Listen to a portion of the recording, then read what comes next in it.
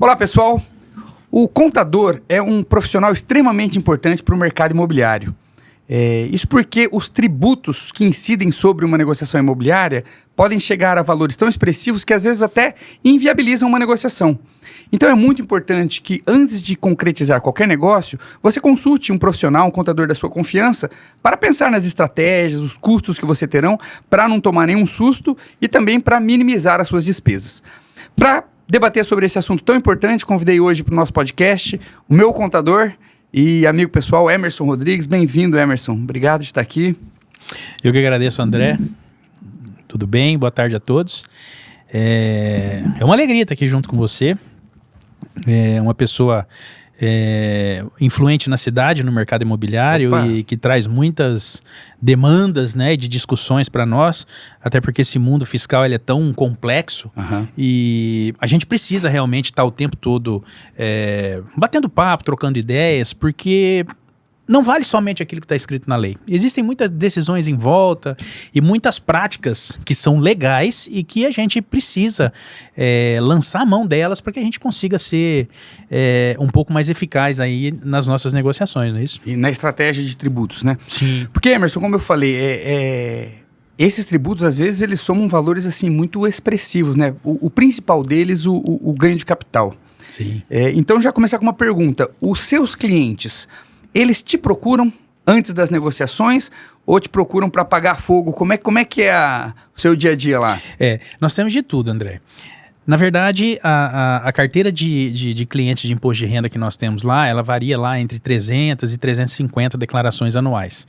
Então, existem clientes que já estão conosco há algum tempo, que já estão acostumados ali com a dinâmica, e existem também clientes que não estão tão habituados e que não realizam negócios regularmente. Uhum. Essas pessoas, elas tendem a não ter noção dessas obrigações, né? E não saber exatamente em que momento elas devem denunciar tudo isso para o profissional de contabilidade. Então, uma das coisas que eu vejo hoje no escritório, que é muito importante, é que assim, muitas pessoas nos procuram, uhum, né, eventualmente, para falar ali das vendas, das operações que fizeram com os imóveis. Outros só nos procuram na época do imposto de renda, já com o imóvel vendido lá em maio, junho, julho do ano anterior. E aí já perdeu o prazo de pagamento. Já perdeu o prazo de pagamento, já vai pagar o imposto com multa e juros, né? Já vai tomar um susto ali em relação à operação, porque você colocou no início, você ponderou muito bem. A consulta que o cliente faz com o contador pode mudar, inclusive, a estratégia de preço do imóvel. Uhum. Ele pode mudar a estratégia de negociação, ele pode mudar a estratégia de prazo. Tem N situações aí que podem auxiliar o vendedor se ele tiver noção daquilo que ele vai gastar. Sim, não, eu já passei isso. Eu já passei uma negociação e quando eu pontuei para o cliente, ó, você vai vender por esse valor, então você tem a comissão imobiliária, você tem aqui o ganho de capital que vai dar aproximadamente isso. Ele assustou, falou, não, mas aí eu não fico com o que eu queria. Então, quer dizer, a precificação estava realmente equivocada. E para esclarecer para quem está ouvindo, Emerson, o ganho de capital, explica um pouquinho o conceito do ganho de capital e até o momento de pagamento, né, desse tributo. Ok.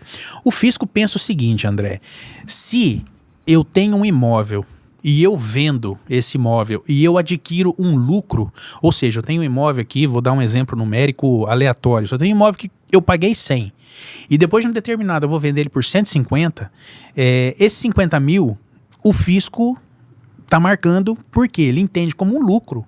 Eu comprei por 100, vendi por 150, eu tive um lucro. Lucro é igual a rendimento, fato gerador de imposto. É um imposto de renda. Imposto de ganho de capital.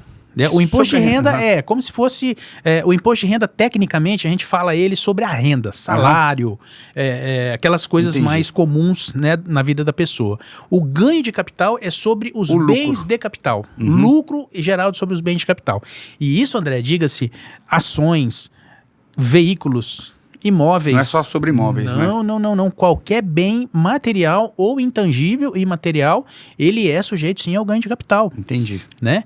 Então, a partir do momento que o vendedor decide realizar essa operação, antes mesmo, né, dele precificar, é importante que ele procure o profissional de contabilidade. Sim. Porque ele vai dizer qual foi o valor pago, qual foi a data de aquisição, qual o valor que ele almeja vender e qual o imposto que ele eventualmente terá que pagar. Porque no exemplo que você deu, Emerson, o imposto não ficou expressivo, você deu de 100 para 150, mas não é incomum uma pessoa de um imóvel lá de 2 milhões, às vezes está no imposto dela por 500 mil, por 1 milhão.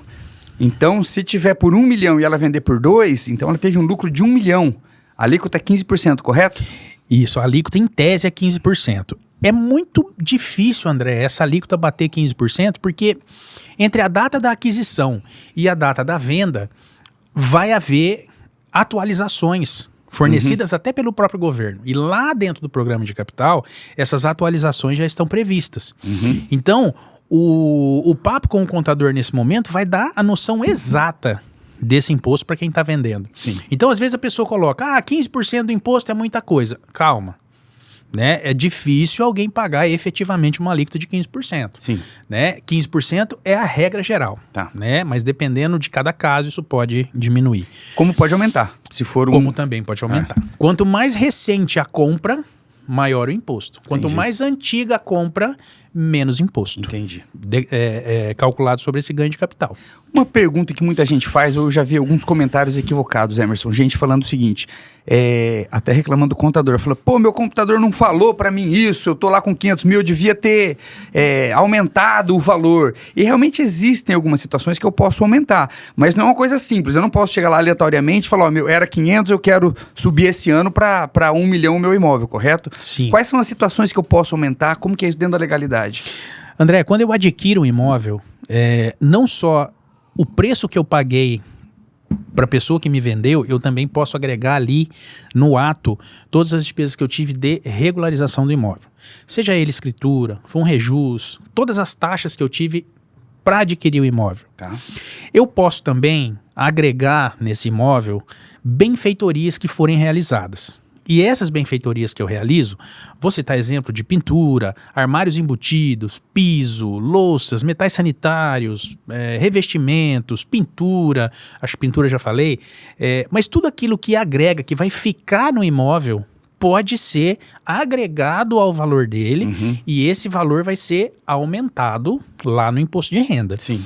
Tudo isso com notas fiscais, não são recibos, nada disso. Notas fiscais correspondentes a cada um dos gastos.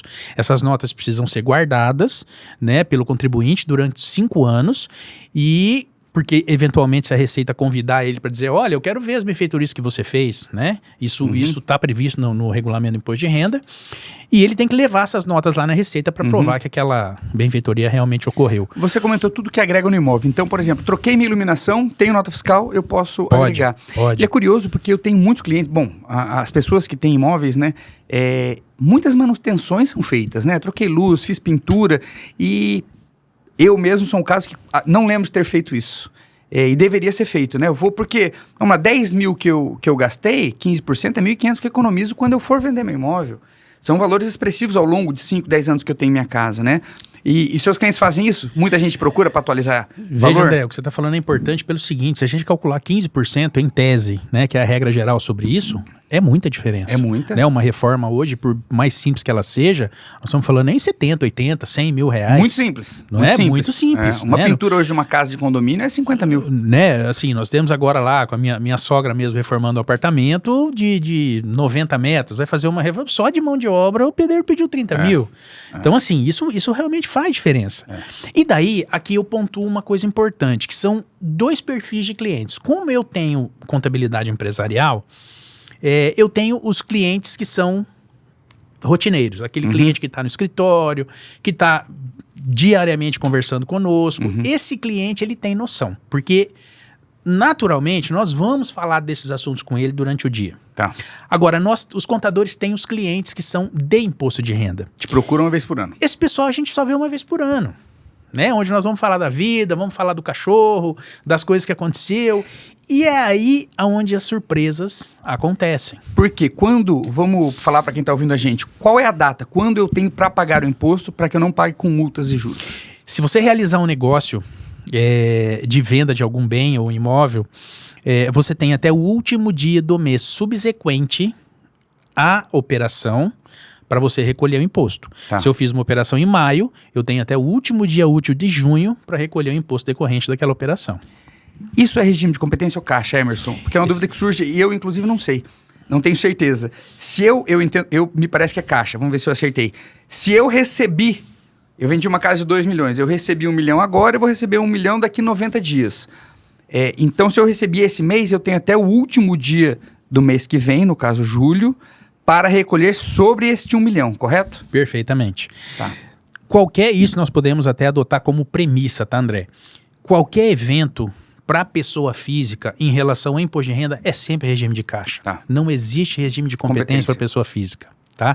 Então, assim, se eu vendo um imóvel parcelado e eu vendi ele em 12 vezes, vamos citar um exemplo, para cada parcela recebida há um imposto recolhido. Então, Entendi. você tem que levar no contador e vai dizer para ele, meu contador, esse mês recebi a parcela de tanto. Ele vai lançar a informação no ganho de capital, vai tirar a guia referente àquela parcela e vai te mandar para você recolher. E isso é feito parcela a parcela. Perfeito.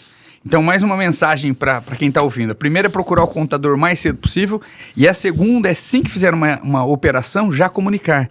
Porque, supondo que eu vendi meu imóvel esse mês e não paguei até o final... Supondo que eu recebi e não paguei até o final do mês que vem, incide multa e juro, correto? Multa e multa é juros. pesada? A multa é de 0,33 ao dia. E a hora que ela bate... Isso, 0,33% ao dia. Do valor. Até o momento em que ela bater 20%. 20% é o teto. Jesus. E junto com a multa, os juros, que daí é a Selic mensal. 0,7, 0,75, mais ou menos, é o que dá mensalmente. Pesado. É pesado. Nós estamos falando aí de 6 meses de atraso, 30%. E não tem muita defesa, né? Fala pro fisco, eu esqueci, me desculpa. Zero defesa. Nós temos que lembrar, André, uma coisa muito importante é a seguinte, que hoje a Receita ela evolui muito rápido nos sistemas de fiscalização. E hoje, os cartórios, hoje não, já há um passado recente, os cartórios enviam para a Receita Federal a tal da DIMOB. Então, qualquer negociação com imóvel, seja de compra, venda, qualquer tipo de alienação, e aqui eu vou fazer um parênteses também para chamar a atenção da alienação, tudo isso é informado pelo cartório à Receita. Né? Então, a Receita é só uma decisão da parte dela fiscalizar ou não. Né? Então, as informações estão lá. Chegam para ela. Chegam e chegam mastigadíssimas. Então, assim, a pesquisa no banco de dados e a fiscalização, ela é muito rápida. Então, a Receita, em algum momento, ela pode perceber que existe um vazio muito grande nesse ramo de vendas e ganho de capital, e ela pode dirigir uma ação fiscalizatória a qualquer momento. E ela tem muito material para isso. Entendi. Então, assim, é importante mesmo que as pessoas cuidem disso. E em relação à alienação, eu acho bacana falar também que alienação não se trata só de venda. A alienação é transmissão de posse, né? Você é advogado, transmissão de propriedade. Você é advogado, sabe bem disso. Eu posso dar em doação, eu posso dar em permuta, eu posso ter um perdimento. Tudo isso é base de cálculo de ganho de capital. Né? Então as pessoas precisam estar atentas a isso também. E de fato, duas coisas hoje muito importantes que os contribuintes precisam pensar. Procurem sim o contador antes de vender os seus imóveis. Conversem sobre isso. É claro, chega aqui no André, por exemplo, me leva muitas demandas. Então, quando a pessoa está vendendo aqui, ela já sabe automaticamente, porque você conhece bem o assunto, você vai provocar isso, até porque, assim, é um serviço a mais que você presta para o seu cliente. O corretor deveria... chamando a atenção dele para esse fato, né? E ele vai conseguir vender e negociar esse imóvel com muito mais tranquilidade. E, de fato, procurar o contador. Não só a questão dos imóveis. E hoje eu queria deixar um outro recado muito importante aqui. Contribuintes que compram e vendem ação na Bolsa de Valores. Vou mudar totalmente o foco, mas vou deixar como recadinho. Ótimo. Vendeu ação na Bolsa, procurem um contador imediatamente. Tem acontecido muito conosco no escritório. Das pessoas que compram e vendem ativos aí na B3, procurarem um escritório para fazer a contabilidade e a gente descobrir que o cara vendeu ação lá em julho e ele teve ganho nessas operações. Sempre o último dia do mês seguinte. Né? Então, aproveitar para abrir um parênteses, isso é muito importante, está acontecendo muito conosco, né? E assim, eu estou obrigado lá a pensar em algumas alternativas, por exemplo, como criar um grupo de todos os meus clientes de imposto de renda esse ano. Quero deixar isso também como dica aqui para todas as pessoas, para os colegas, enfim.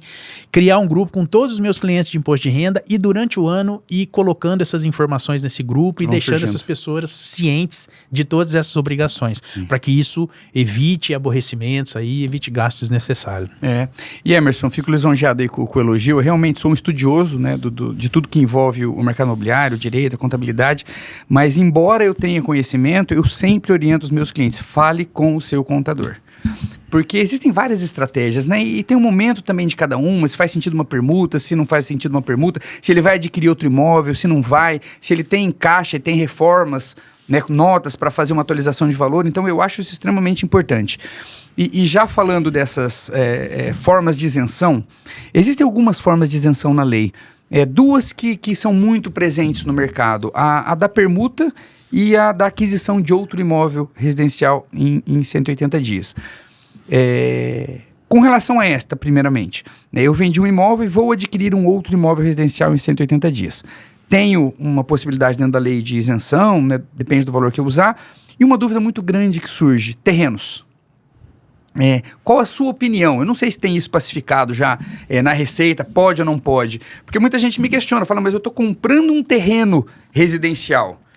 Né? Porque a lei diz, se eu, até para esclarecer para quem está ouvindo, se eu vendo um imóvel e aplico o valor desta venda na aquisição de um outro imóvel residencial em até 180 dias, eu tenho isenção do ganho de capital. E aí a dúvida e quando eu vou adquirir um terreno? Esse terreno é um imóvel residencial? A Receita entende como isso ou eu posso ter dor de cabeça? André, eu vou sair pela tangente nessa pergunta sua. Tá? O que diz o texto da lei na íntegra? Lei base.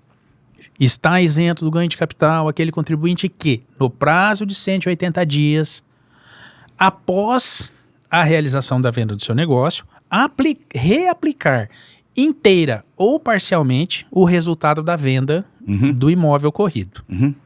Num imóvel residencial. Em um imóvel residencial. Ponto. A classificação de um imóvel residencial, ela fica... no limbo. Ela está no limbo. Tá? Então, assim, se você perguntar para o Emerson, o que você faria, qual a orientação que você daria para um cliente? Uma orientação responsável por parte de um contador. Contador não interpreta a lei. O que você faria? Você vendeu seu apartamento, vai comprar um terreno... Eu utilizaria como um imóvel residencial, como um conceito de imóvel residencial. Você usaria... Sim, se o terreno é residencial, eu utilizaria para mim dentro do texto da lei. Entendi. Né? Agora, porque você está adquirindo um imóvel residencial? E a lei, ela não vai dizer, entende-se, né, parágrafos, capítulos, entende-se como imóvel residencial. Sim. Não. As interpretações que existem, André, acerca da classificação desses imóveis, se são residenciais, se não são interpretações da lei. São interpretações ou de demandas judiciais, de entendimento de tribunais, entre N outras coisas. Né? Então, assim, de fato, é um assunto delicado. Tá. Né? E responsavelmente, você obrigatoriamente tem que dizer para o cliente, olha, eu não posso definir isso para você. Tá. Né? Essa é a postura correta. Tá. E um advogado precisa estar sabendo dessa negociação, porque se houver uma discussão, nós temos que ter uma argumentação jurídica. Para poder defender. Então eu não posso bancar isso com o cliente. Entendi, perfeitamente. Tá? Essa lei, ela existe, né? Você pode usar essa operação uma vez a cada 5 anos. Perfeito. Né? Porque o governo pensou o seguinte, bom, se você vender um imóvel e teve lucro, você está explorando o mercado imobiliário. Então eu quero minha parte.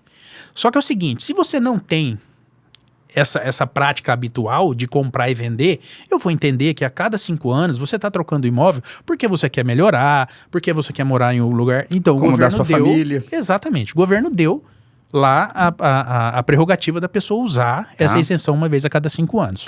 Tá? Já vou aproveitar para fazer o gancho. Contribuintes com imóvel único em seu nome, não pode ter outro imóvel registrado, até R$400 mil estão isentos de imposto de renda. Se eu tenho um imóvel só, comprei por 200, vendi até 400, tranquilo, não tem problema. Recentemente, eu não vou me lembrar a data, eu sou péssimo com datas, e assim, eu acho bonito quando você está ouvindo alguém e a pessoa fala lá da lei número 14986, lançada 25 de dezembro de 2022. É um barato isso, eu acho muito legal, porque minha cabeça é terrível. Mas recentemente, o governo também autorizou o seguinte: quando você vende um imóvel e você utiliza, dentro do prazo de 5 anos, o resultado da venda dele para quitar financiamento de outros imóveis, você também está incluído no texto da lei. Eu vou chutar 22 ou 21 que isso aconteceu. Posso estar errado, estou fazendo ressalvas aqui. Mas isso também aconteceu na lei. Perfeito. Né? Outra hipótese de isenção: imóveis comprados até 1969. Esses estão isentos mesmo do ganho de capital, já passou naturalmente. muito tempo, né? Aquilo que você falou no começo. Quanto mais antigo o imóvel do seu imposto de renda, menor a alíquota. Até zerar. Exatamente. Bacana. É isso, e sabe que essa questão mudou muito, né? Eu também não lembro a data que isso ocorreu, mas de você poder quitar o financiamento, porque ela vai de encontro com o objetivo da legislação, né? Eu tenho meu imóvel, eu comprei um outro na planta, ou financiei, e aí eu vendo este meu para quitar aquilo, né? Então eu não sou um especulador. Não. Eu estou realmente pagando um imóvel para minha família morar um imóvel melhor e vendi esse. O interessante que você está falando, porque demorou muito para isso acontecer, né? Então, assim, nós passamos anos e anos e anos e anos sendo tributados, né? Para somente agora, num passado recente, o governo decidir que realmente, assim, se trata de porque é uma aquisição. A dívida que você tem é uma aquisição.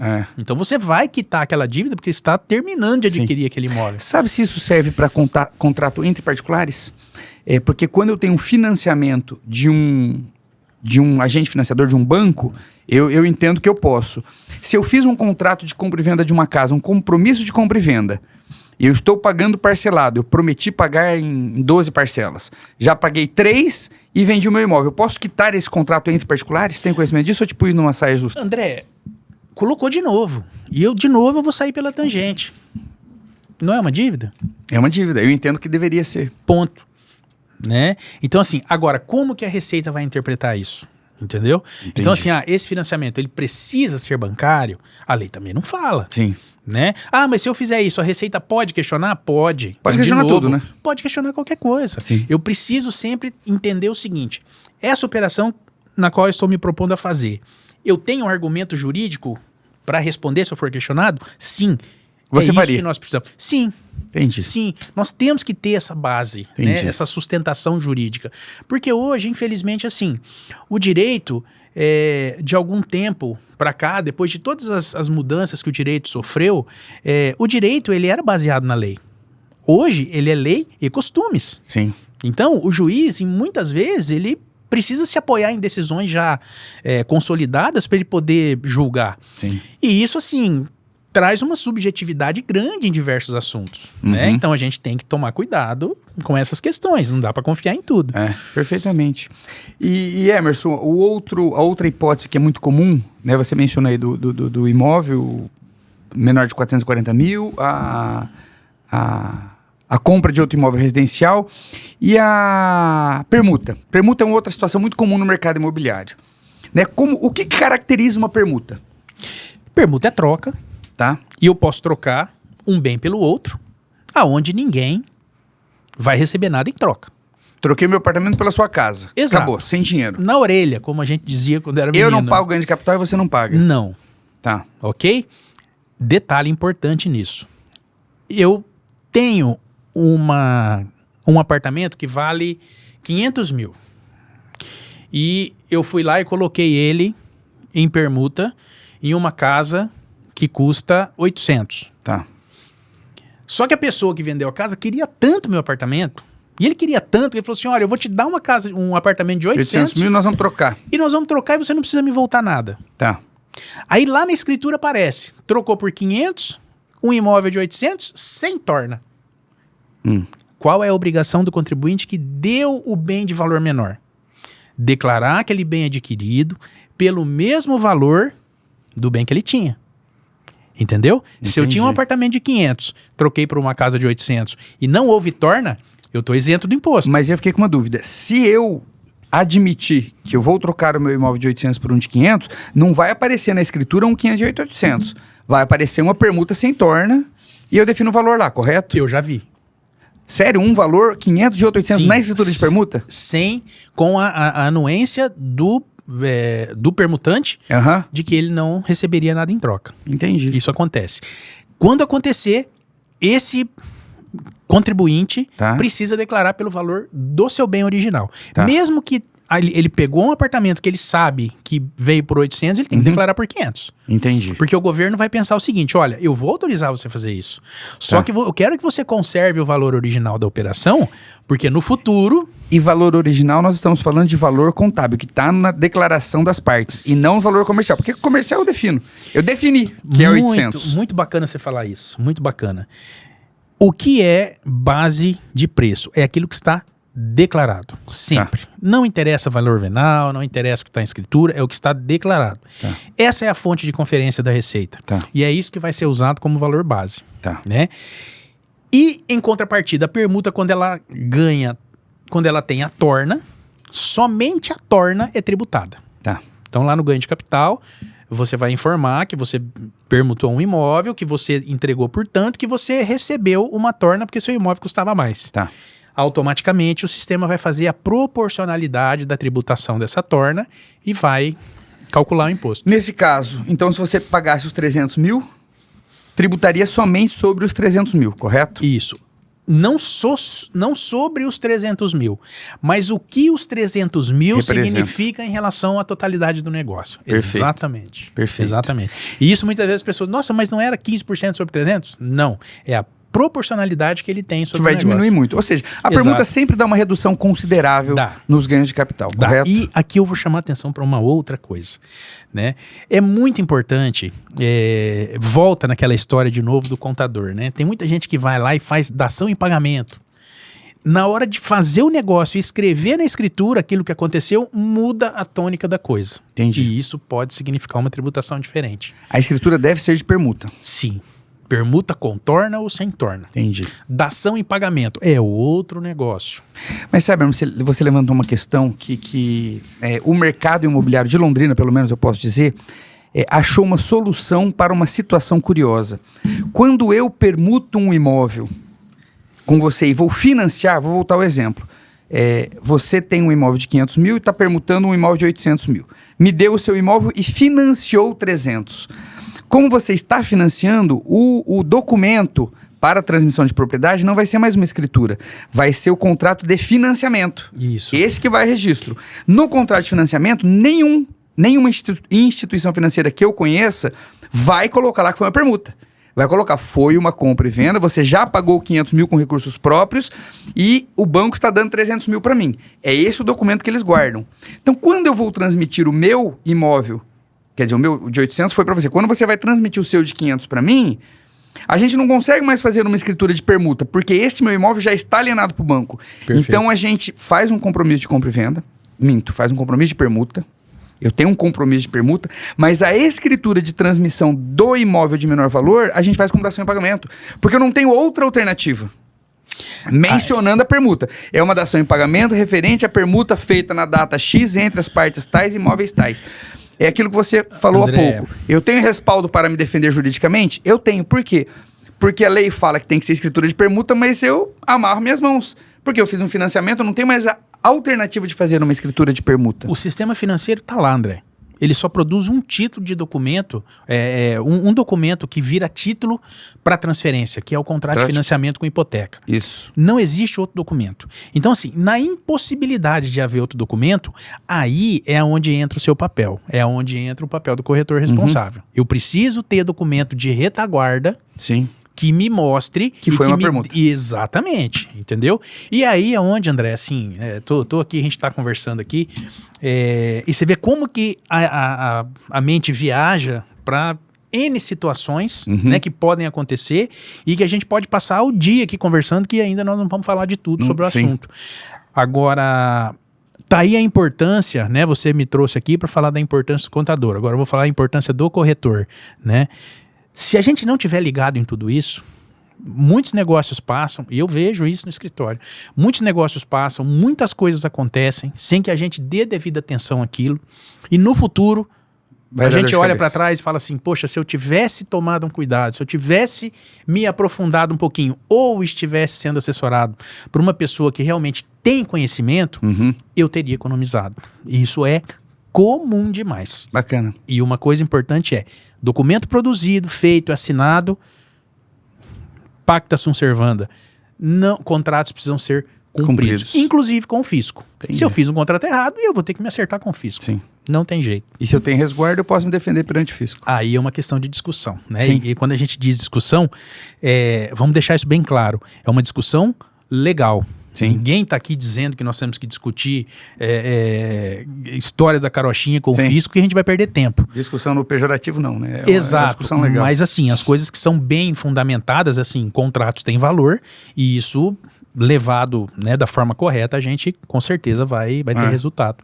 Emerson, uma outra questão que ganhou bastante notoriedade aí nos últimos anos é a tal da holding, ou a tal da você fazer essa apuração do ganho de capital numa PJ ao invés de fazer numa pessoa física.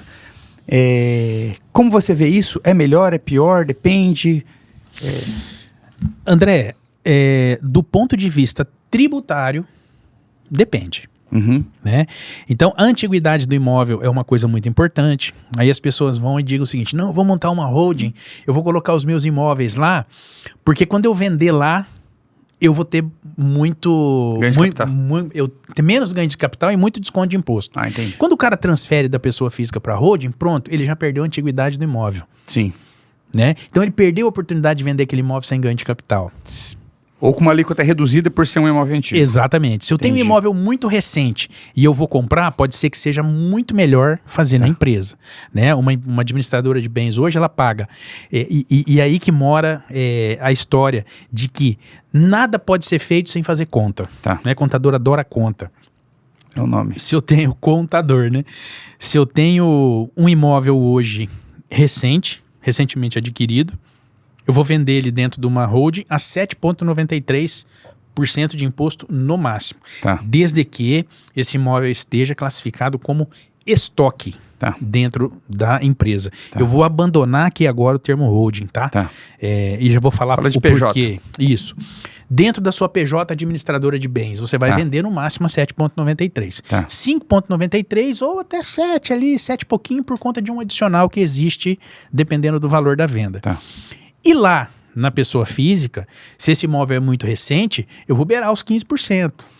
Mas é bom deixar claro, 15% sobre o lucro. Lucro. Um é sobre o valor de venda e outro é sobre Isso. o lucro. Senão parece muito óbvio. Não, Exato. é óbvio que vai ser sempre melhor a PJ, e não é sempre, E né? não é sempre. Aí duas variantes são importantes: o preço e a data de aquisição. Tá. Essas duas coisas dependem da economia que você quer fazer. Sim. E daí, assim, antes de tomar qualquer iniciativa, Fazer antes conta. de fazer qualquer coisa, eu preciso fazer conta. Liga eu pro contador. Isso, E liga faz pro conta. contador e faz conta. Não É. tem jeito, né? Porque assim, eu posso tomar uma decisão de adquirir ele numa PJ ou adquirir na pessoa física, Sim.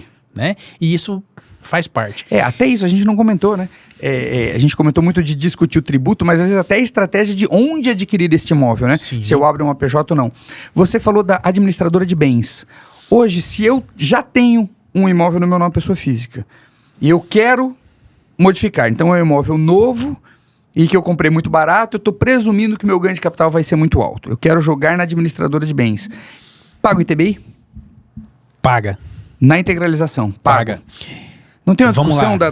da Tem uma discussão danada a respeito disso. Como é que é o nome da legislação lá, né? Oh, meu Deus. A Carta Magna. Na Constituição? Na Constituição. Sim. É constitucional isso, né? Que não Tem. se paga Só que, André, ITBI assim, na integralização. só que é interessante, né? Que assim, hoje a gente vê muitas coisas a respeito de Constituição, que momento que o país atravessa. Então, assim, hoje, assim, a gente tem que tomar cuidado até acerca de qualquer interpretação, porque hoje a própria Constituição, ela é reinventada a todo momento, né? E nem tudo... Interpretações, né? Interpretações diferentes, entendeu? Então isso tudo é muito complicado. O que aconteceu com o ITBI? O ITBI ele passou por uma discussão, uma vasta discussão, acerca de que se eu estou constituindo esse imóvel como capital social de uma administradora, eu não estou obtendo nenhum resultado com isso. Eu estou transferindo a propriedade dele para uma administradora de bens. Na minha opinião, não deveria ter, mas tem. Mas aí a gente volta no caso da alienação. Nós não falamos que é transmissão de propriedade? Sim. É um CNPJ. Sai de um CPF e vai para um CNPJ. Pronto. Acordou o fisco. Tem que pagar. Os municípios, Querem cobrar, buscando obviamente. seu interesse, querem cobrar. Aí andou-se a discussão. Andou, discute, aquela coisa toda. Aonde que parou essa história? O ministro Alexandre de Moraes disse o seguinte em um último entendimento. Eu vou permitir que vocês integralizem esses bens como capital social da administradora de bens, sem pagamento de TBI, desde que esses imóveis não produzam renda. Se você transfere da pessoa física para a pessoa jurídica e esses imóveis vão ter aluguéis e eles são explorados comercialmente, Pague TBI. pague TBI. Tá. Se não, não precisa pagar ITBI. Tá. Não precisa até que ponto? Até o ponto do valor venal. Se eu tenho um imóvel que custa 1 milhão e ele tem um valor venal de 200 na prefeitura, o excesso dele é tributado pelo ITBI. O valor venal da prefeitura? Da prefeitura. Ah, essa é novidade. Isso. Essa é a última interpretação do ministro Alexandre de Moraes desse assunto. Isso hoje independe da atividade da empresa. Porque eu, em algum local, eu vi que se essa empresa trabalha com administração de bens, ela paga. E se for uma outra empresa, por exemplo, eu tenho um estúdio de gravação e eu vou integralizar, eu não pagaria. Faz sentido isso que eu tô falando? Não faz. Tanto a administradora de bens quanto a outra, não. Eu posso ter uma administradora de bens e esse termo administradora de bens, ele leva a gente para o seguinte caminho. Se eu estou administrando bens, é porque eu estou trabalhando com eles. Estou tendo renda, estou tendo fruto e isso precisa ser tributado. As administradoras de bens, hoje em dia, principalmente, muitas delas não têm receita. Tá. Né? A gente tem um movimento muito grande aí dos contribuintes com medo de que o ITCMD aumente com a reforma tributária, e eu já vou deixar claro que agora a reforma tributária não traz uma linha sobre ITCMD. Nada, absolutamente nada. Tá. Isso não quer dizer que esse imposto não suba. Tá. Uma coisa importante que está acontecendo agora é o seguinte, a quebra do pacto federativo com a reforma tributária, que é tirar a autonomia dos estados e municípios de legislar acerca dos seus próprios impostos, ICMS e ISS, vai trazer para os estados, e o ITBI, claro, vai trazer para os estados o pensamento de que nós temos que buscar receita de novo. Né? E o ITCMD, a prerrogativa de aumento de alíquota só depende do Senado. Então, se nós tivermos os senadores de cada estado fazendo lobby para que esse ITCMD aumente, basta uma votação no Senado. Entendi. Então, ela é muito mais simples de acontecer, inclusive, do que a própria reforma tributária. Entendi. Né? Então, essa preocupação ela é legítima? Sim, mas não por conta da reforma. E por isso que está esse movimento grande para PJ e para as holdings. holdings. Não, as pessoas falam holding, eu vou abrir uma holding. Então, vamos lá. Holding. Holding é uma empresa de participação em outras companhias. Ponto. A administradora de bens próprios são aquelas empresas que são constituídas para administrar os bens da família. Tá. E com propósito também de sucessão patrimonial. Tá. Né? Que em muitos casos, nesse afã de não querer pagar mais imposto, as famílias estão se organizando e a cada dia mais promovendo essas sucessões antecipadas para que esses imóveis sejam tributados da maneira atual e eles não corram risco de impostos maiores. Exatamente. Agora, Emerson, eu fiquei com uma dúvida.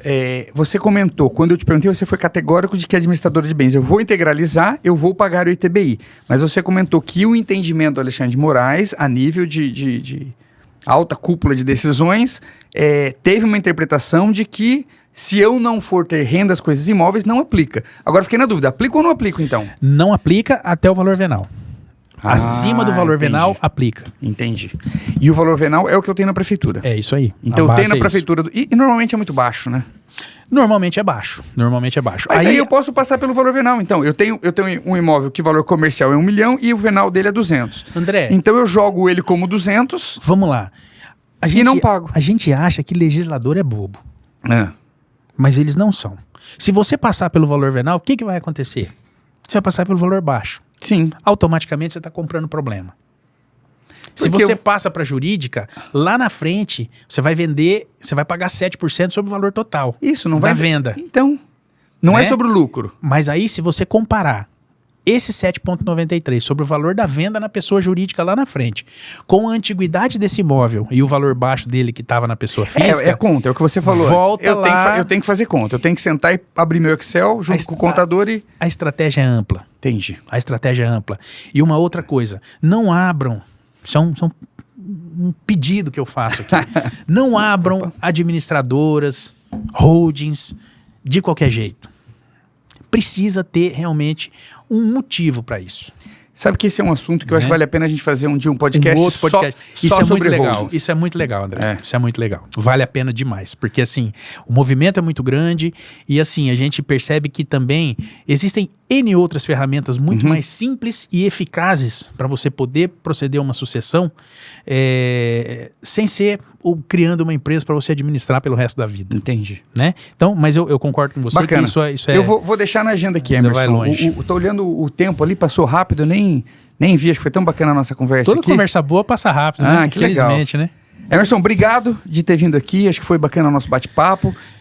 Vou pensar seriamente a gente marcar um dia, talvez até com outros profissionais também, pra gente falar sobre a holding. Seria muito porque bacana. É um assunto Seria muito bacana muito se a gente legal. trouxesse um profissional do direito que trabalha, que faz isso.